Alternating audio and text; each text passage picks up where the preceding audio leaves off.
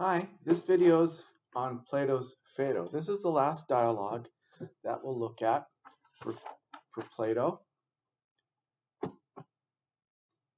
Let's get me in here, okay? And this is one of my favorite dialogues. We've seen in the Apology how Socrates describes philosophy as not only a search for the truth, but the love of the truth and the love of wisdom, and an excellence for human life that all people should be uh, interested at least in fostering, if not practicing themselves. In the Gorgias, we saw some of Plato's suggestions for how the practice of philosophy might help society make better decisions, decisions again focused on the good and the true. And now we turn to the Phaedo. Again, I said one of my favorite dialogues. And this dialogue is a lot more individual and personal. It's about how the practice of philosophy can bring peace and certainty to your life about some of life's difficult questions. And the one that this one's talking about is, what is the meaning of death? It purports to be the conversation Socrates had on the last day of his life. And here is a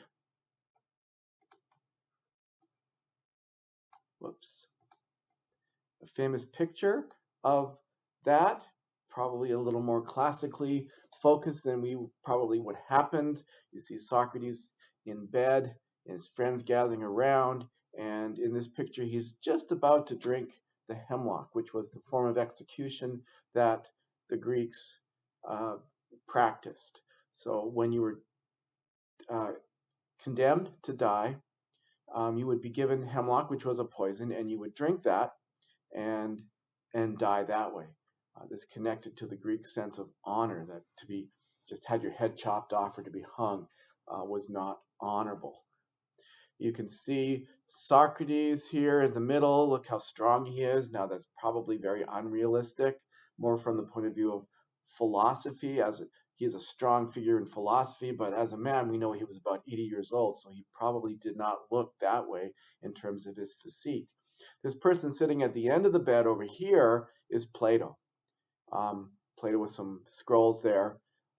This is the executioner. You can maybe see back here that this is Socrates' wife back there, who's really way off in the picture.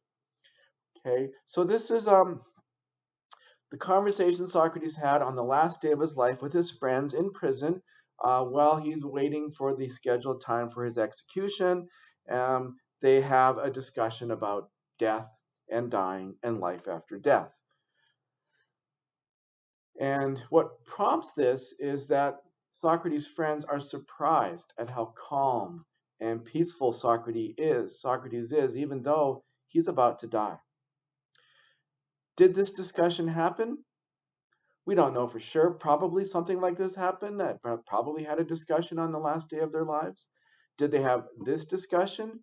Well, here scholars think that this discussion probably has something of Plato's ideas sort of brought in and put into Socrates' mouth. So this actual discussion may not be the actual discussion that Socrates had. For whatever, though, it tells us something about Plato's views about philosophy and the love of wisdom, and we'll be able to pick up on some of those themes that we've been discussing in the last couple readings. Okay, so what is the outline of the dialogue in its baldest form? Let me just give you a very quick overview, and then we'll break down, and then we'll spend some time looking at each of the pieces. I put a link to this, a copy of this outline just below this video if you want to grab your own copy for your notes and studying.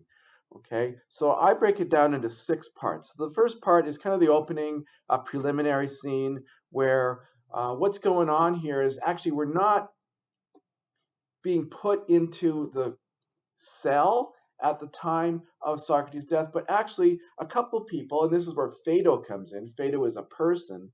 He was present on that day, and so another guy named Echecrates asks him to tell us the story of Socrates' last day.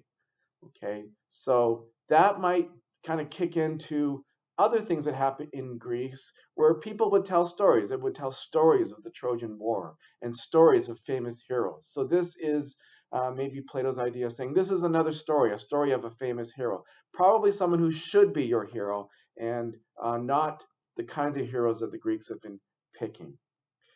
Number two, there is a first discussion, and this discussion is focused around the topic of death is a blessing for the philosopher. That's something that Socrates says. That's why should I be worried? Why should I be freaking out? Death is a blessing for a philosopher. I wouldn't be a true philosopher if I was afraid to die.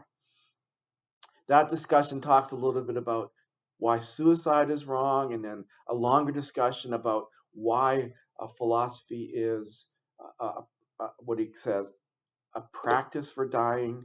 And then the discussion raises a question from one of the two main other interlocutors, Cebes and Semius are those two people.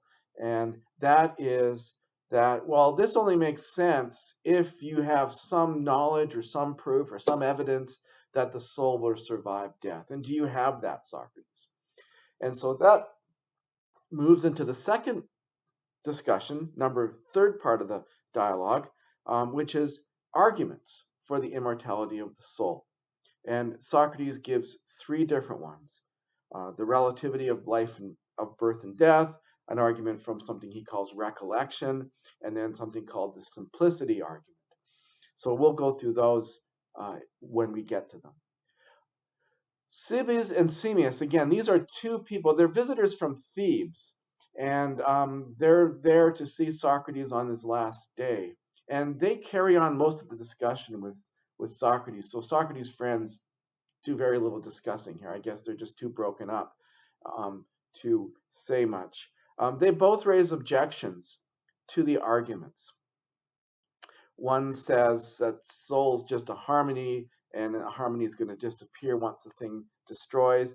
And then Cebes says, how do you know that the soul won't survive several deaths in a row, but eventually wear out? So maybe it's like a coat that gets passed on from father to son, but eventually even the coat wears out.